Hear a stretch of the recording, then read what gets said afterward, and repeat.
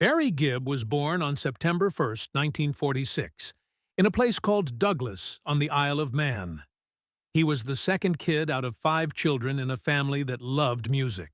His parents, Hugh and Barbara Gibb, created a home full of creativity and songs. This helped Barry fall in love with making music from a very young age. Even as a little kid, Barry was really good at writing songs that had strong feelings and beautiful melodies. This special talent would make him famous for more than 60 years.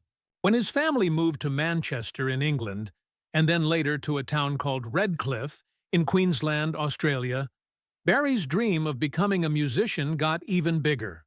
He started making music with his younger twin brothers, Maurice and Robin. The story of how the Bee Gees started was like magic. In the late 1950s, Barry, Robin, and Maurice began singing together. They created special harmonies and a unique way of singing that would later make people all over the world love them. At first, they performed in small places around Australia. Their big break came in the middle of the 1960s when a radio DJ named Bill Gates and a music producer named Robert Stigwood noticed how talented they were. These 2 men helped bring the brothers to England, and that's when everything changed for them. After that, the Bee Gees became super famous really quickly. The Bee Gees became known for making hit songs that topped the music charts in many different styles. In the 1960s, they made beautiful, emotional songs like To Love Somebody and Massachusetts. Then, in the 1970s, they created amazing disco songs that everyone danced to, like Staying Alive, Night Fever, and How Deep Is Your Love. Barry was the oldest brother and the main creative leader of the group. He was the one who really shaped how the Bee Gees sounded. His high-pitched falsetto voice became super famous. The songs he wrote became timeless classics that people still love today. And the way he produced music was revolutionary and changed how songs were made. The 1970s were Barry Gibb's golden years. During this time, he helped create the disco revolution that changed music all around the world. The Bee Gees made songs for a movie soundtrack called Saturday Night Fever, which became one of the best-selling albums ever made. They won Grammy Awards, which are really important music prizes, and became cultural icons that everyone knew about. But Barry's talents didn't stop with just the Bee Gees. He also wrote and produced hit songs for many other famous singers. He worked with Barbra Streisand on a song called Guilty, Diana Ross on Chain Reaction, and Kenny Rogers and Dolly Parton on Islands in the Stream. Barry had an amazing ability to change his style to match what was popular in music while still making songs that touched people's hearts. This made him one of the most versatile and talented people in the history of music. However, Barry's life wasn't always happy and successful. He went through some really sad times, too. His brothers, Andy, Maurice, and Robin all passed away. Andy in 1988, Maurice in 2003, and Robin in 2012. Losing each of his brothers left deep emotional wounds in Barry's heart. Every time one of them died, it wasn't just losing a family member. It also meant losing the special creative connection they shared, which had been the most important part of his whole life. Even though these were terrible tragedies, Barry kept going. He honored his brother's memory by continuing to make and perform music. His later solo albums, like one called In the Now from 2016, show a more thoughtful and personal side of Barry's artistry. These songs reveal the depth of his feelings and show the wisdom of someone who has experienced both incredible success and terrible loss. Barry has often talked about how he can feel his brother's presence when he's performing on stage. He believes that his connection with them goes beyond death. It's an eternal bond that will always be sealed through their songs and music. Barry Gibb's legacy in the music industry is impossible to measure because it's so huge. He's one of the very few artists who has written or helped write 16 #1 hits in the United States. His influence reaches across different generations of people and different types of music. He's been inducted into the Rock and Roll Hall of Fame and the Songwriters Hall of Fame, which are huge honors. In 2018, Queen Elizabeth II knighted him for his services to music and charity work.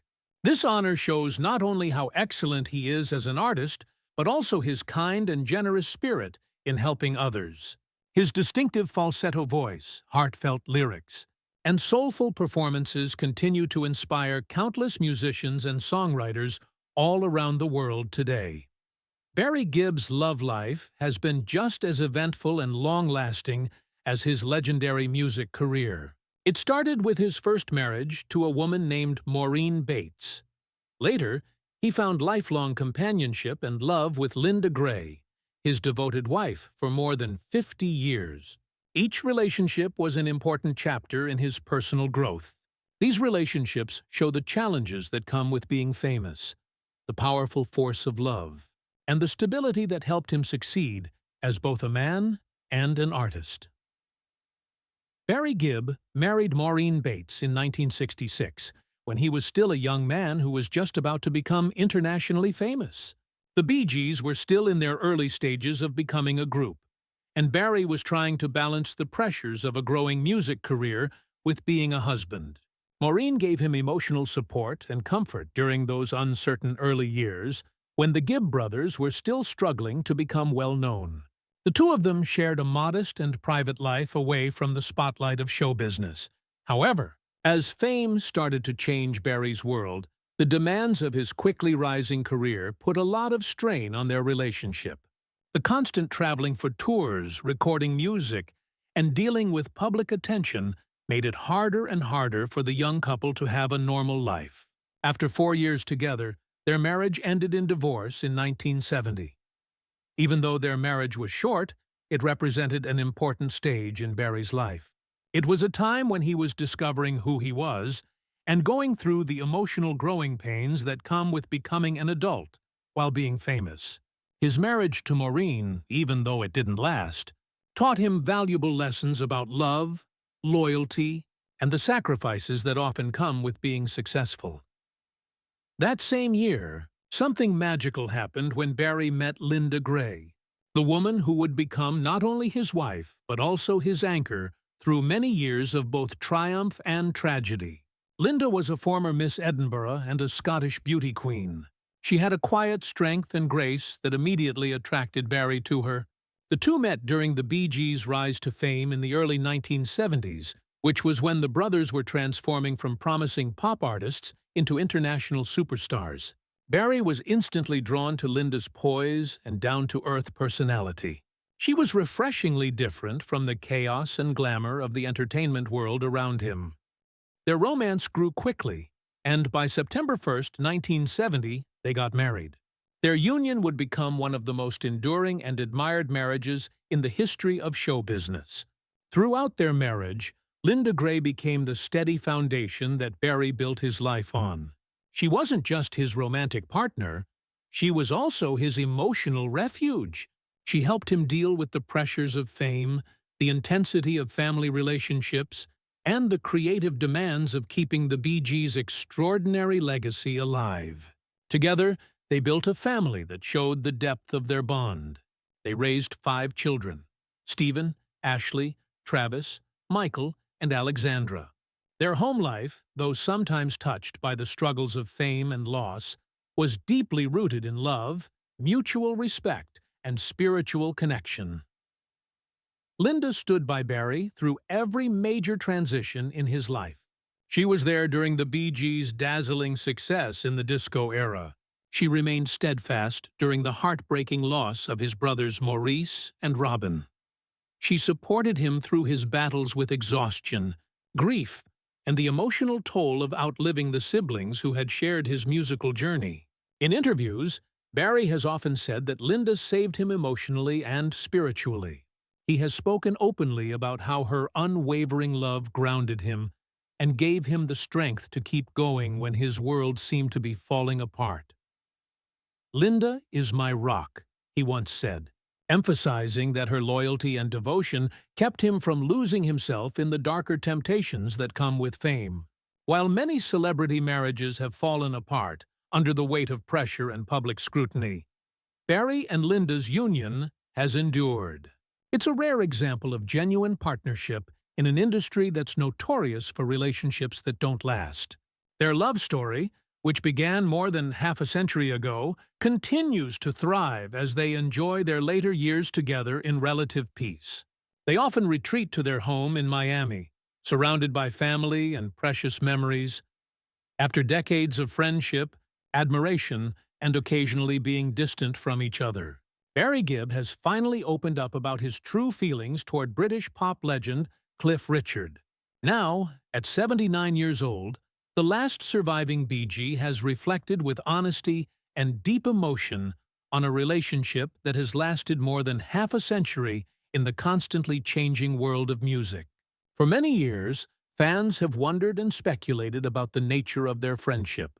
Here were two of the most influential voices in pop music history, whose careers often crossed paths, but whose personalities seemed to exist in different musical worlds. Barry, who has never been someone to speak without thinking carefully, has chosen this moment in his life to finally share the truth about what Cliff Richard really meant to him and how their paths shaped one another. Cliff was one of the first artists who made me believe that you could be decent and famous at the same time, Barry began, reflecting on their early encounters during the swinging 1960s. At a time when many artists were getting caught up in the chaos of fame, Cliff's poise, humility, and unwavering moral compass really stood out. He never lost his faith, even when the business tried to break him. I respected that.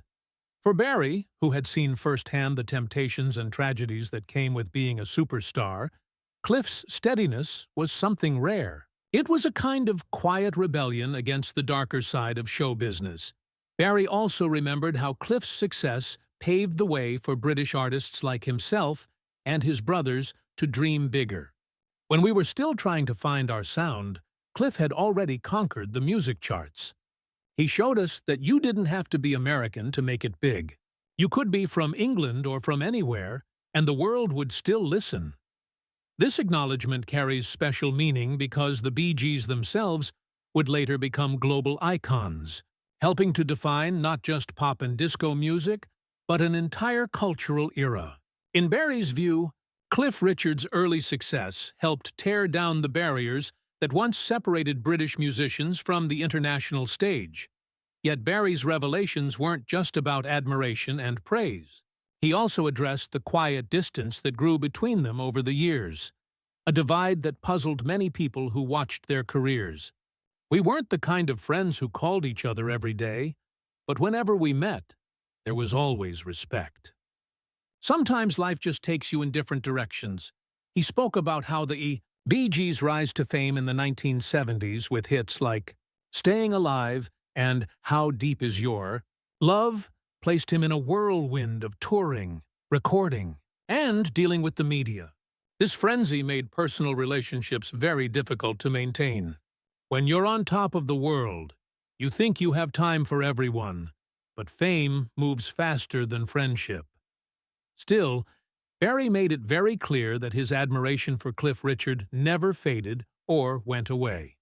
What I've always admired most about Cliff is that he stayed true to himself. He didn't follow trends.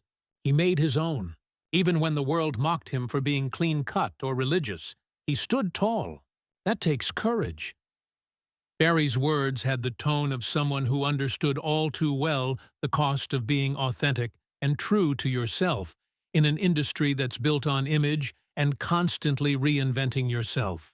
He hinted that Cliff's ability to balance being famous with having strong faith was something he envied and looked up to. He called Cliff a man who never let the stage change the soul. In a particularly touching and emotional moment, Barry reflected on the bond of survival that unites artists from their generation. We've both seen friends go too soon. Maurice, Robin, Andy, all my brothers. They were my life. And Cliff has lost people too. When you've been in this business as long as we have, you realize that just surviving it is a miracle. His voice, filled with quiet melancholy, turned reflective and thoughtful. Cliff's still here, still singing, still smiling. That's strength. That's faith in motion. Barry's comments also revealed a deeper sense of kinship rooted in endurance and creating a lasting legacy. We're both from an era where music came from the heart, not from machines. What I love about Cliff is that he still believes in melody, in lyrics that mean something. That's rare today. He described how the two of them occasionally exchanged notes of encouragement over the years. Seeing Cliff continue to tour and perform inspired Barry to keep performing too, even after the devastating loss of his brothers. In the end, Barry's truth about Cliff Richard wasn't about controversy or some shocking confession. It was about gratitude. It was the heartfelt acknowledgement of one legend to another, born from decades of silent respect. People always want drama, but the truth is simpler. Cliff's a good man, one of the best. He never gave up, and he never gave in. That's what I'll always admire about him. At 79 years old, Barry Gibb speaks not as a superstar chasing headlines and attention, but as a survivor paying tribute to a peer who shares his rare understanding of the highs and lows of fame.